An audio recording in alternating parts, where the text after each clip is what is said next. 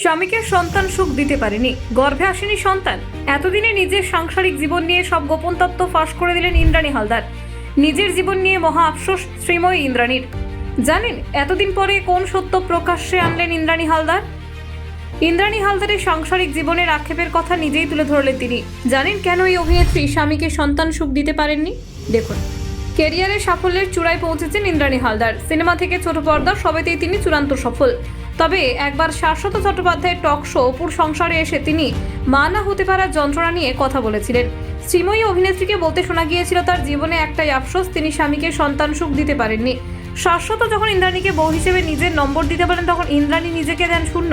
এর কারণ সম্পর্কে বলেন, আমি বাজে বউ একদম, বরকে রান্না করে ভাত বেড়ে দেই না। বর কলকাতার বাইরে থাকে, এখানে এলে আমি বলতে থাকি এই আমি ভাত রেখে গেলাম, খেয়ে নিও, আমার দেরি হচ্ছে, আমি গেলাম। আসলে আমি যৌথ পরিবারের মেয়ে, ওই ইচ্ছেটা তো আছে, কিন্তু শুটিংয়ের চাপে আর করে উঠতে পারি না। শুধু কি এটাই কারণ? জবাবে ইন্দ্রাণী মনে মনে জমে থাকা কষ্ট তুলে ধরেন তার অপুদার কাছে। বলেন, আরেকটা জিনিস যেটা আমি করতে পারিনি সেটা বলতে আমার কোনো আপত্তি নেই। এখনো ভাবলে আফসোস হয়, ক্যারিয়ার কাজ দায়িত্ব পালন করতে গিয়ে সন্তানের জন্ম দেওয়া হয়নি আমার। সেটা আমাদের দুজনের মধ্যেই একটা আফসোস। ভাস্কর মাঝে মধ্যেই বলে, শুধু সংসারের জন্য দায়িত্ব পালন করে গেলে। একটা সময় আমরা চেষ্টা করেছিলাম, কিন্তু হলো না, তারপর আমরা হাল ছেড়ে দিলাম। তোমারও 40-এর বেশি বয়স, আমারও, আর দরকার নেই, থাক। আমি একটা দত্তক নিতে চেয়েছিলাম, ভাস্কর রাজি হয়নি। আমার মনে হয় স্ত্রী হিসেবে আমি ভাস্করকে বাবা হওয়ার সুখটা দিতে পারতাম, কিন্তু সেই ব্যাপার আমি অক্ষম, আরও বলেছিলেন ইন্দ্রাণী হালদার। যদিও অভিনেত্রী স্পষ্ট করেছিলেন যে সন্তান না পাওয়া থাকলেও তার ও তার স্বামী ভাস্কর রায়ের মধ্যে কোনো ভুল বোঝাবুঝি নেই। সন্তানের জন্ম না দেওয়ায় আমাদের দুজনের মধ্যে কিন্তু কোনো সমস্যা ছিল না, আমরা একদম ঠিক আছি। তবে এটা যেমন সত্যি তেমন ওটাও সত্যি। প্রসঙ্গত, ইন্দ্রাণী হালদার ক্যারিয়ারের অন্যতম সফল অভিনেত্রী। একের পর এক ভালো চরিত্র দর্শকদের উপহার দিয়েছেন তিনি। চুটিয়ে কাজ করেছেন ক্যামেরার সামনে, একের পর এক চরিত্রের ছক্কা হাঁকিয়েছেন, পূরণ করেছেন জীবনের অনেক স্বপ্ন। তবুও তাকে ভাবায় ভবিষ্যৎ বয়স হলে কে দেখবে।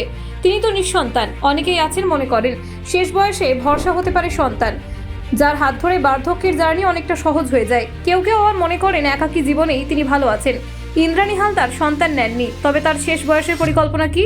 রাগঢাক না করে অগুন্তি দর্শকের সামনে বলে দিলেন তিনি শেষ জীবনে ঠিক কী করার পরিকল্পনা নিয়েছেন। এক অনুষ্ঠানের মঞ্চ থেকে ইন্দ্রাণী হালদার বলেছিলেন, আমি তো রাজনীতিবিদ নই, সাধারণ অভিনেত্রী একজন, নিজের ক্ষমতায় যতটুকু পারি করি। আমি একটা বৃদ্ধাশ্রম করব, এটা আমার জীবনের শেষ ইচ্ছে।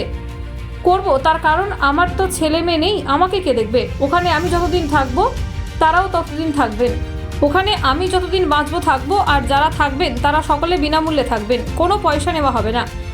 আমিও থাকবো, একদিন তো আমিও বৃদ্ধা হয়ে যাব। অনাথ আশ্রম করব না, অনেক আছে। সারা পশ্চিমবঙ্গ থেকে ভারতে অনেকে এই বিষয়ে উদ্যোগ নিয়েছেন।